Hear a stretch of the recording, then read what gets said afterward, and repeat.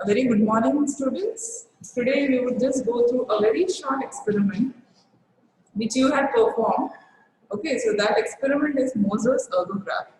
So basically, the experiment is short and sweet, but it requires a lot of effort because we are assessing work done. So to introduce this topic, basically erg means it's a unit of work. So by doing ergograph, it is an experiment to record voluntary contractions of your skeletal muscles. Okay, so as Moses was the scientist who had made this apparatus is named after him as Moses ergograph. Now, what is the aim of the practical today?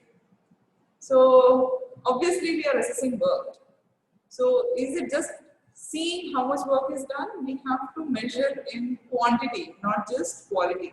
And also, we have to see what are the factors which can affect work. So, whenever you work, you get tired. So, by doing this experiment, we would be assessing the performance of the flexors of your finger. Okay, so basically, we are assessing the muscle power of your forearm. Okay, so I mean not forearm but fingers. So we would be fixing your forearm and assessing the strength and the performance of your flexor fingers. Also, after doing continuous work, fatigue is induced. So we would be also studying the phenomena of fatigue. And after studying these two things, we would be studying what are the factors which affect the work performance as well as, or in short, what are the factors which affect the onset of fatigue. Okay, so you all have already seen this is Mosher's ergograph. Okay, so basically this is a, hook which can move here and there. So this is a stage where your forearm is fixed. Here we have the Velcro, or in few we have clamps, okay, with adjustable screws. So you fix your forearm over here. These are the finger tubes. So you keep your, the finger, the middle finger to which this is attached is, this side of the loop is attached, is free in here, and your index finger and the fourth finger are kept in this finger tube. Okay, so once you have fixed it, then one side of the loop is attached here. So this side can move here and there. So if you flex your finger, this section will move here. When you extend your finger, this section will move here. Now, this is what the loop I was talking about. Okay, so once your finger is fixed, one side of the loop will be fixed on your finger, and this is another side of the loop. Now, here we attach a piece of paper on which you have to record your contractions. So you have to fix a writing material. It can be either a pencil or a pen.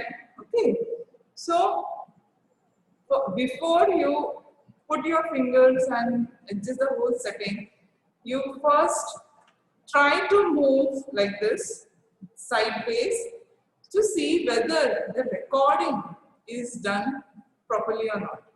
So there are few things you have to make sure that the whole setting is accurate.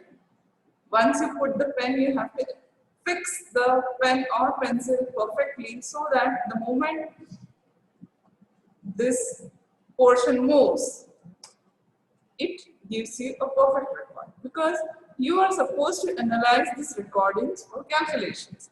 So after you have made sure that all the setting is correctly in position, then you place your fingers. Once you place the finger, then these are the height weights. Okay, so each bar is equal to 500 grams. So remember this thing, it is 500 grams. So you have to attach this section on this side of the loop. Okay. So be very careful when you're dealing with this. taking care that the thread or the rope is of adequate strength to hold this weight. Okay, so please assure the strength of this thread or rope also before you fix. So try to see that. I mean, just for the photographic version, I have. This person is standing right in front of the weight. Ideally, please try to stand on a side so that if this breaks or something untoward event happens, you don't get hurt. So avoid standing right in front, of the weights. Okay, see that your foot or yourself are not in close vicinity to these weights. So once you have done this, so this is the portion where you have to assure your recordings, and then you will fix the thread over here. Now, this is how you start the practical.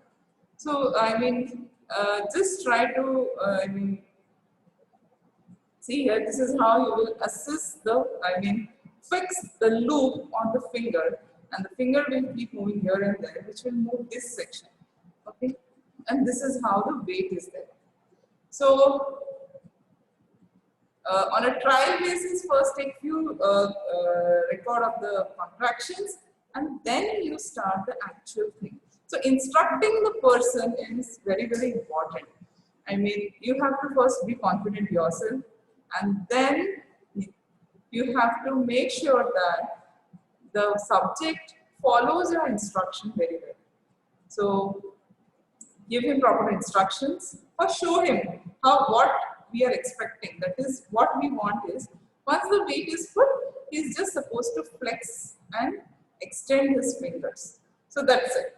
At no point of time he is moving his forearm or elbow or shoulder. Okay, so make the subject sit comfortable, and there should be no movement of the forearm or the shoulder joints. So you have to make sure of it. Otherwise, it would not be, we would not fulfill the objective of assessing the work performance of flexors of the fingers. Okay, so these are few things you have to make a note. So once the whole setup is there, we have to assess work under different conditions, because like in daily routine, we are not working in same situations.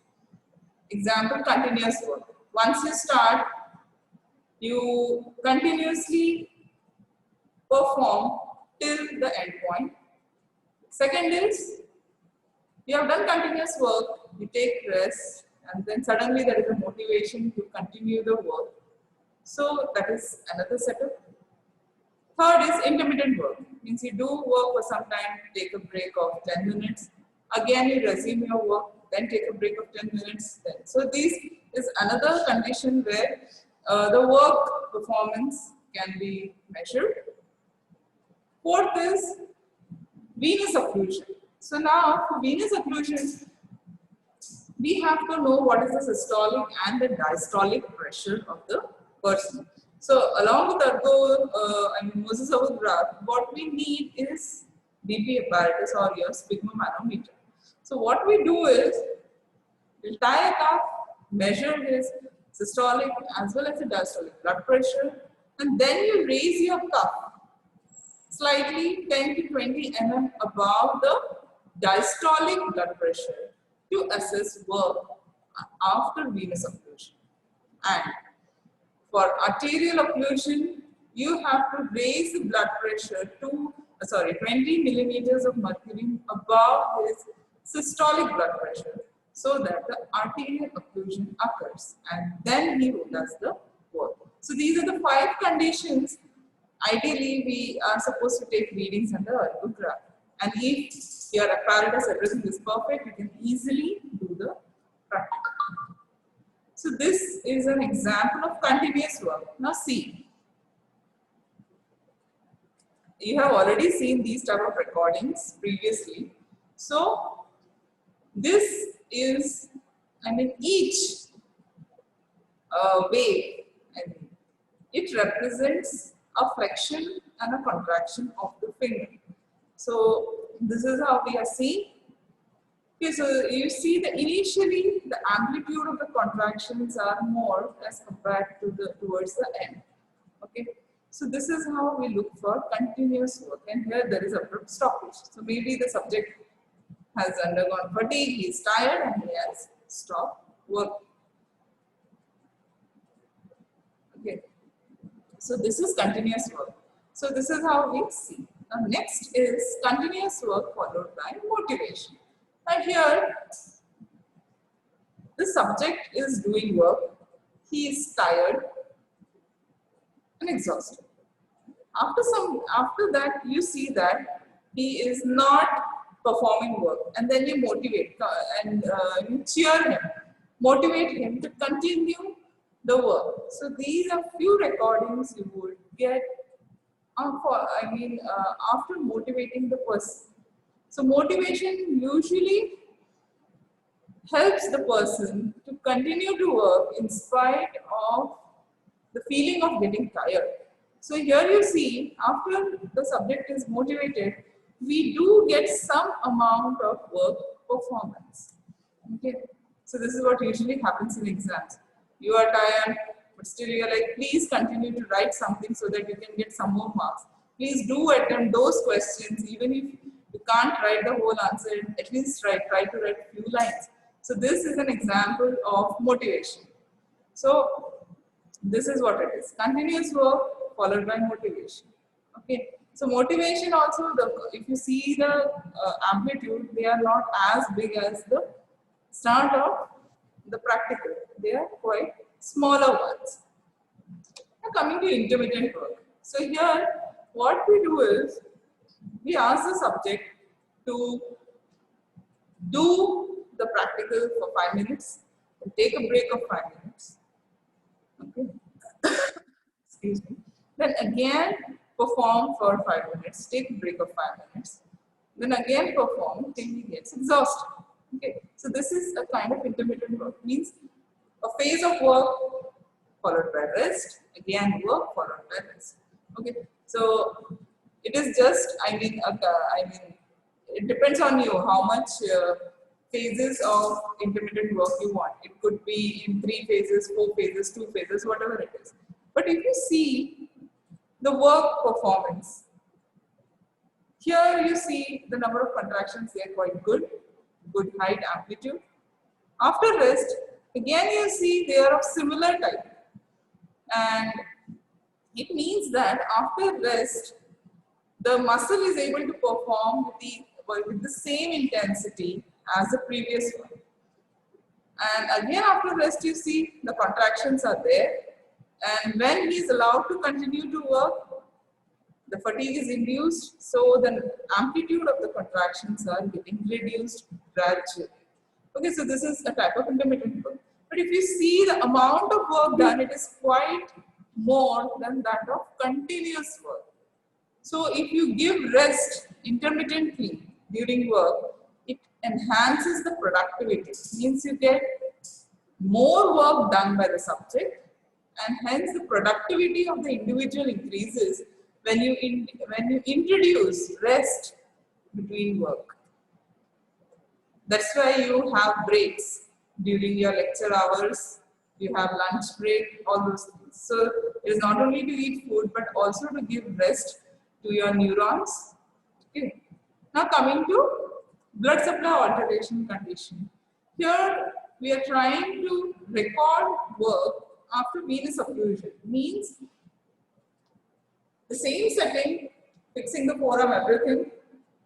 You would tie a cuff, raise the mercury up to 20 mm more than that of the diastolic blood pressure. So once that level is reached, you try to maintain the mercury column, try to maintain venous occlusion, and then you ask the person to perform work. So here you see the amount of work done as compared to that of continuous work is quite less. Even if you see after some time, the amplitude of contractions are reducing gradually and becoming zero. Means fatigue is getting induced earlier as compared to that of continuous work. So once you do it, give some relaxation to the patient subject, at least for 10 to 15 minutes, because it takes time for muscle to come back to normal pace. Now remember, before every setup of the practical, you have to give rest to the subject, seeing that the ability to perform work is similar to that of the start of the practical. Okay. So we don't want person to perform under fatigue or with a feeling of getting tired. So you have to give him a break of at least 15 to 20 minutes before you start a new set of experiment. So once you have done venous occlusion, relax for at least 15-20 minutes, because it will take some time for the blood supply to restore back to normal. Once it happens, then you again try to raise the mercury column more than 20 mm than that of systolic blood pressure. So you get arterial occlusion. Now here you see, the moment he starts doing work, the amplitude is reducing earlier and slowly as compared to that of venous occlusion. You see, the fatigue is getting induced earlier. Here it is at this point, maybe here. But look at here, from this point itself, the fatigue is getting induced. That's why the amplitude of the contractions are gradually becoming smaller. Okay. So on arterial occlusion, the work performance is affected greatly. So if you compare continuous work, work after venous occlusion and work after arterial occlusion, you see the amount of work done is greater as compared. If you see in ascending order, it would be first continuous work, then venous occlusion, then arterial occlusion, which is the least work performed. Okay. And if you see the onset of fatigue also, in continuous work, it was induced at quite a later stage. In venous, it was a bit earlier. But if you compare with that of arterial, it is induced much more earlier after arterial occlusion. Okay. So the same, why all these things are important? Because you would come across patients, okay, in clinical setup who have got altered venous drainage, or okay, so altered venous drainage is equivalent to the situation of venous occlusion. And when you compare a scenario of ischemic heart disease, that is equivalent to the scenario of arterial occlusion. For example, if a person is having, peripheral arterial disease, especially in lower limbs, okay, because of atherosclerosis or diseases like diabetes or, hyperlipidemia, where it accelerates the process of atherosclerosis. So what is happening? Because of atherosclerosis, the lumen of the blood vessel is getting reduced, which will also affect the blood flow to the target organ. So if you assume the target organ is the skeletal muscle, okay. So what will happen? At rest, the person will not feel anything. He will be quite comfortable. But once he starts walking for some time, what is going to happen? As we know, once the skeletal muscle starts contracting, the blood supply to the skeletal muscles increases. Okay, it is because of vasodilatation and all those factors which enhance the blood supply to that organ. There is redistribution of blood. But as the lumen of the blood vessel is compromised, that skeletal muscle is not able to receive that much amount of blood which is actually required to perform work. So that is a scenario which is equivalent to arterial occlusion. And then what you see? Fatigue. The person starts complaining of getting tired. He is not able to walk for more distance. He might also complain of pain, which is very classical of peripheral vascular disease. That is also known as claudication. So once the person starts walking, he'll complain of pain. He'll sit for some time. So what is going to happen once the person starts taking rest? The skeletal muscle will restore its normal physiology. So again he starts walking, then again situation of arterial occlusion like is getting induced. So again, fatigue, pain. So this cycle continues. So this is very, very classically seen in peripheral artery disease or also known as claudication. Okay, so why this experiment is important? Because there are many factors which are responsible for work performance. Okay, so how do you calculate work? We do it by a very simple formula, that is, first thing as we get, we know that we are getting contractions of different heights or different amplitudes, okay?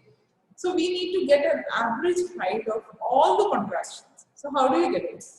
It's by a simple formula, that is, the average height of the contraction is equal to the area of the triangle plus area of rectangle divided by length of the baseline. So, and then once we get the average height of the contractions, we will calculate the work done. So work done is expressed in grams into centimeters. Okay, we don't go into newtons and dynes and all these things. We will maintain a very simple calibration, that is grams into centimeters. Okay.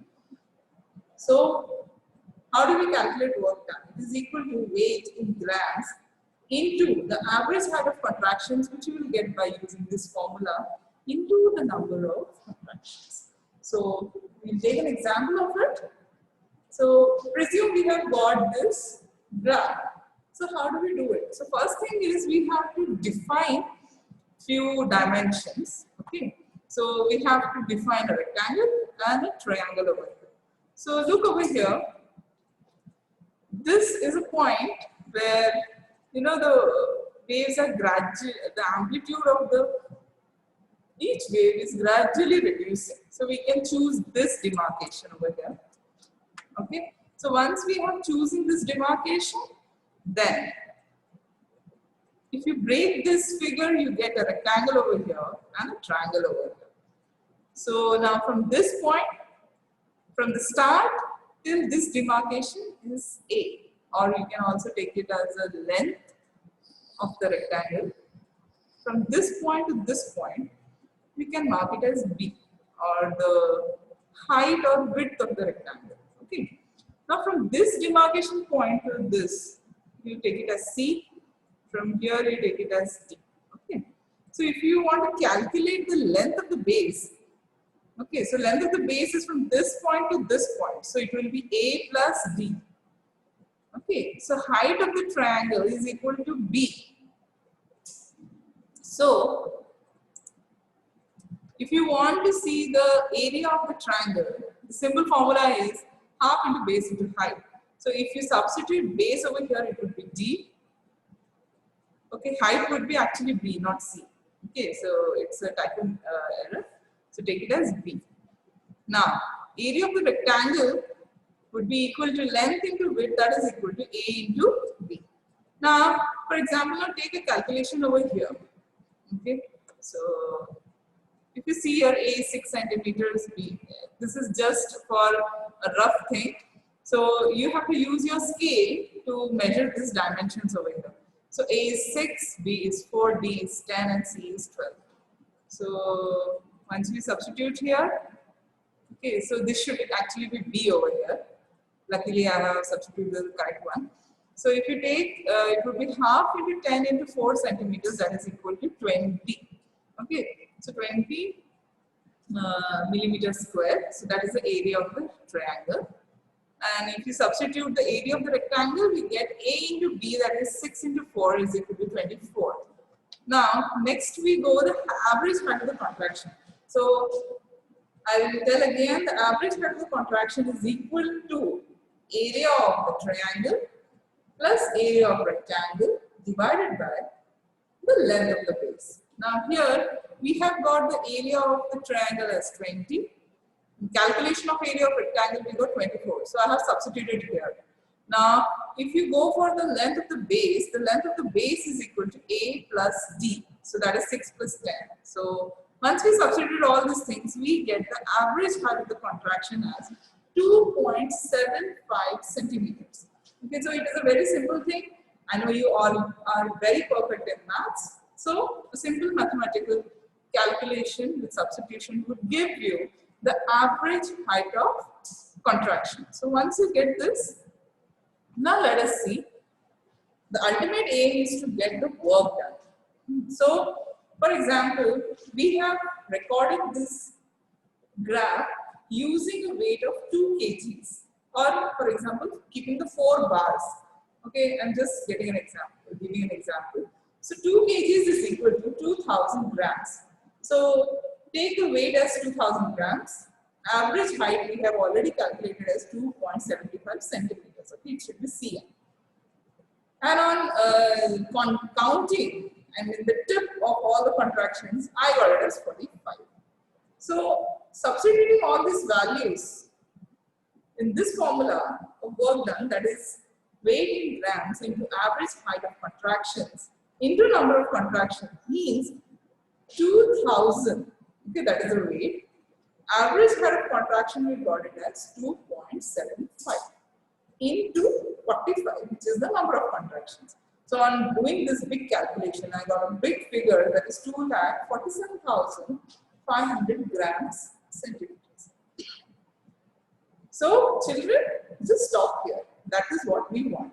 Don't try to convert it into Newton or times by multiplying or dividing by 9.14, whichever you had learned in 12th standard. Just stop over here, and this is what is the final answer we need for the graph. That's it. Yeah. So don't try to make things complicated. Let it be in grams per centimeter. Okay. So do you want to just see back again the calculations? Okay. So again, I would revise. This is a graph we have got. So on counting the number of contractions, I got it as 45. Means count like this. 1, 2, 3, 4, 5. Continue like this till this point. In the last contraction you get. Okay, so I got it as 45.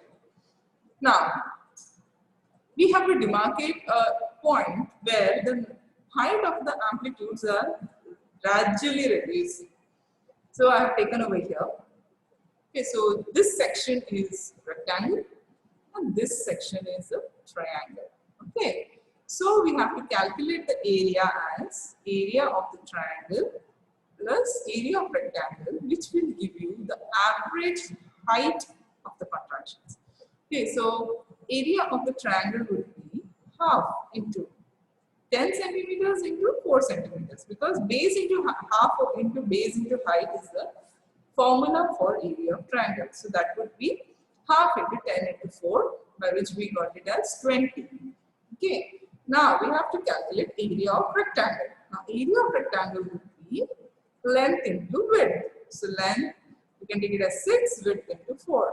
So area of rectangle would be 6 into 4 centimeters, that would give you 20.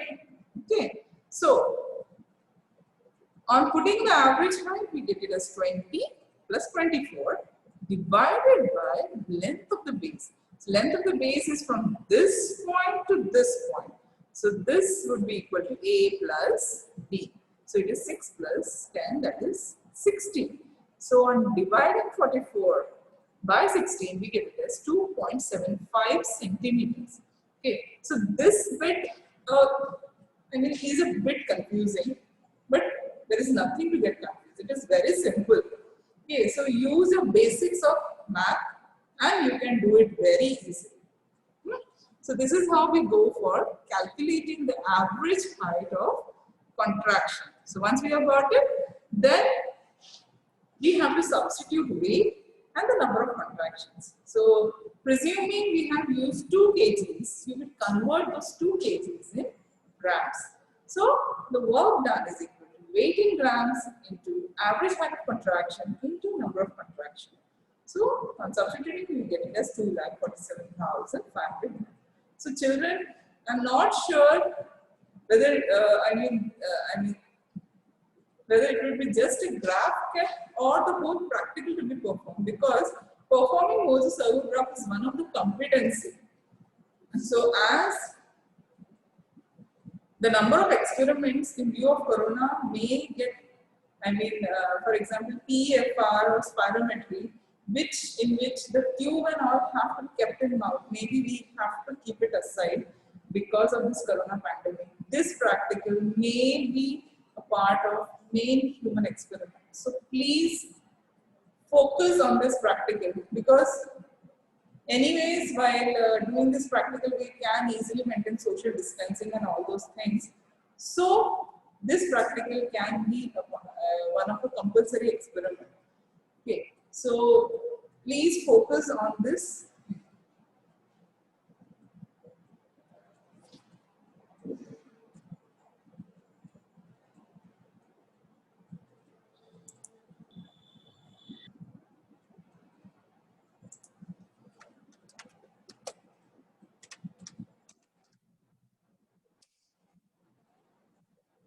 Okay. Next. So this is how we have to do it. So once we are doing this, so what we expect in exam is at least continuous work. Okay, and you should know what are the other conditions where you are supposed to perform this practical. So anyway, when we give the question, it would be clearly mentioned the condition. Like, are we expecting continuous work in Moses algebra? Are we expecting intermittent work? So intermittent work would be 5 minutes work, followed by 5 minutes rest, then again 5 minutes work. So if it is a thin, lean person, so you can choose that 3 minutes work, 3 minutes gap, 3 minutes work, 3 minutes gap. Okay. So don't worry. Anyway, we'll be there to guide you. The only thing is you should know the whole setup. You should know how to place the forearm, fix the forearm properly, and assuring that it is only the finger flexion and extension which is occurring. So placing the adjacent fingers in the finger tube properly is very important. And another thing, to avoid friction during the hand movements, you can keep cotton balls, okay, near the web space here, so that the person doesn't get hurt because of finger tubes. So all these things you should keep in mind, and then work after venous occlusion, work after. Remember, don't, if that occlusion category is kept as one of the question, we have to always go for venous occlusion first and then arterial occlusion, because you take more time to recover after arterial occlusion. Now, why is it so? Now, whenever there is venous occlusion, what is going to happen? If you raise the systolic blood pressure more than, the mercury column more than diastolic blood pressure, the venous flow is getting obstructed. Means there will be accumulation of metabolites, okay, or your lactic acid, potassium, hydrogen, So all these accumulation of metabolites would induce fatigue, okay. But when you do arterial occlusion, the oxygen and the nutrient supply is getting affected. And to perform work, we need oxygen and as well as nutrients, okay. That is your glucose, the main source.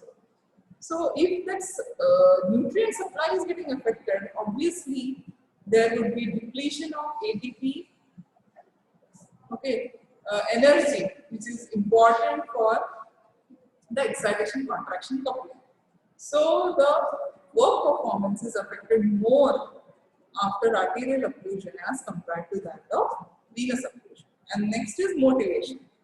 Okay, so in motivation, once the subject is getting tired, you see that, only then start motivating. Don't motivate the person beforehand. No. So that would be like tampering the clinical experimental scenario.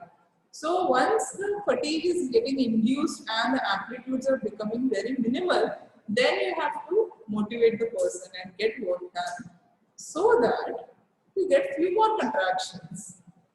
After that, of increasing amplitude, and eventually the amplitude size would reduce and there would be a flat line. Okay, so this is how you have to also note the time taken for fatigue to get induced. Okay, so what we can do is on that paper you can mark and keep a stopwatch or something with you and note how much time the work was completely stopped. So you have to keep an eye on the size of the amplitudes, because fatigue means the moment the size of the amplitudes are becoming less, means that is the point when fatigue is getting induced, and the point where it has become completely flat means done. So that point and the start you have to note in minutes. Okay, very simple. So what we observe is that on this whole calculations, intermittent work increases efficacy. That's why normally also when you are studying or doing any work, you can take break. Okay, it doesn't mean that break is more than work. The work should always be more than break. So intermittent breaks actually gives the muscle or even your neurons, okay, to take rest, try to restore the normal, whatever accumulation of metabolites have occurred, it gets cleared off. So all these things occur whenever you take rest. So intermittent work means introduction of rest at frequent intervals increases the efficacy as well as productivity of the individual. Then motivation. Now motivation actually increases the number of contractions, which we have already seen, and it delays the onset of during venous occlusion. I mean, when we tried to get work done, we saw that the amplitude was getting reduced and the onset of fatigue was early. And after arterial occlusion, there was further decrease in the amplitude of contraction and the fatigue was induced much more earlier. So if you see, if you can compare, it would be like intermittent work followed by motivation, then continuous work, venous occlusion, arterial occlusion. If you want to put the clinical scenarios in descending order of work performance, it would be like this. So work and fatigue both go hand in hand. Whenever you work, you'll undergo fatigue. I guess nobody gets tired without work. So what exactly is work? Work is the product of force and distance through which the object moves after application of that force. I think it is a definition given in all physics book. Okay. And what is fatigue? In physiology, it is temporary and reversible loss of physiological property of contraction of skeletal muscle. Means whatever work we are doing, okay, so that is lost for some time. And once you take rest, this loss is completely reversible. So reversible and temporary phenomena are characteristics of fatigue. So moment you give rest to the subject, his normal work efficiency will get restored. What is fatigue? What are the sites of fatigue or seat of fatigue? First and most important is synapse of CNS. Now in intact human, these are the synapses of CNS. Why I am saying so? Because we have seen previously that after doing continuous work, the person was getting fatigued. The moment you motivated him, he was able to overcome that feeling of tiredness and perform more work. So by doing this, we can say that in intact human, the seat of fatigue is CNS. So motivation actually helps in proving this fact. Now once you take a nerve muscle preparation, the seat is neuromuscular junction. Okay, and if you take muscle also, okay, without nerve and you continuously stimulate the muscle, the site would be muscle. So depending on what kind of preparation you are taking, the sites of fatigue will change. In intact human, it is CNS. In nerve muscle preparation, it is neuromuscular junction. And when you take only a muscle, it would be muscle itself. And the reasons would be exhaustion of neurotransmitters. Okay, so in CNS we have a pool of neurotransmitters, right from norepinephrine to acetylcholine, okay, dopamine, serotonin. So there are a variety of neurotransmitters which play an important role in motor control. So depletion of these neurotransmitters, because it takes some time for reuptake of the breakdown. For example, at neuromuscular junction, if you take acetylcholine is released as an excitatory neurotransmitter, and in the synaptic cleft, because of presence of cholinesterase enzyme, acetylcholine gets hydrolyzed. Okay. So into acetate and choline. So these byproducts of hydrolysis are again, what we say, there is reuptake of these products by the presynaptic neuron, where again the acetylcholine is being produced from acetate and choline. So there is a continuous cycle going on, which takes some time. So if the work is being continuously done, there will be exhaustion of acetylcholine and energy, because of which this will be. Then accumulation of metabolic end products. First example I have already given, hydrolysis of neurotransmitters or destruction of neurotransmitters. And when we are continuously doing work, there is accumulation of lactic acid. Okay, because our muscle is capable of undergoing anaerobic metabolism. Okay, so muscle is capable of both aerobic as well as anaerobic metabolism. So because of that accumulation of lactic acid, there is addition of hydrogen ions, so that can increase the pH of the blood. Okay, and carbon dioxide. So all these metabolites are the byproducts of work, or we can say contraction of skeletal muscle. So all these metabolites can induce fatigue in that muscle. So to summarize, we can say factors affecting is a weight to be lifted. So it also depends on, in this setup, if you are giving, for example, half kg, the person can perform for a longer time. Okay, instead of 10 minutes, he can perform for 20 minutes. So suddenly, if you increase the weight up to 2 kgs, what is going to happen? The number of contractions would reduce, and it can also reduce the amplitude of the contraction. So if you introduce weights, the work performance is going to reduce. Means the fatigue will be induced earlier. Blood supply to the contracting muscles. Okay. So again, it depends upon the arteries which are supplying, the condition of the arteries which are supplying, and it also depends upon the venous drainage. So if either of the factor is getting affected, it is going to induce fatigue earlier. That means the work performance would go down. Motivation.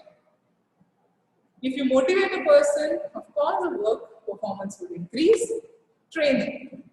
For example, you compare an athlete and a normal man running. Because of training, the skeletal muscles threshold for anaerobic metabolism is raised, because of which the induction of fatigue is delayed in case of trained athletes as compared to that of untrained normal individual. Okay, so because of increase in the anaerobic threshold, that creates a difference in work performance between a trained and an untrained person.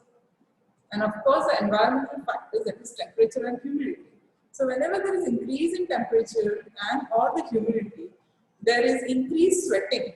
Okay, so that also affects the work performance. I mean, you can see the difference during gym. Usually all gyms have centralized AC, which maintains a normal temperature and as well as a favorable humidity levels where the person can exercise with greater efficiency. So that is why the gyms normally have air conditions. So whenever the temperature is nice, I mean at 20 or 22 degrees Celsius with humidity level less than 40, your work performance is enhanced.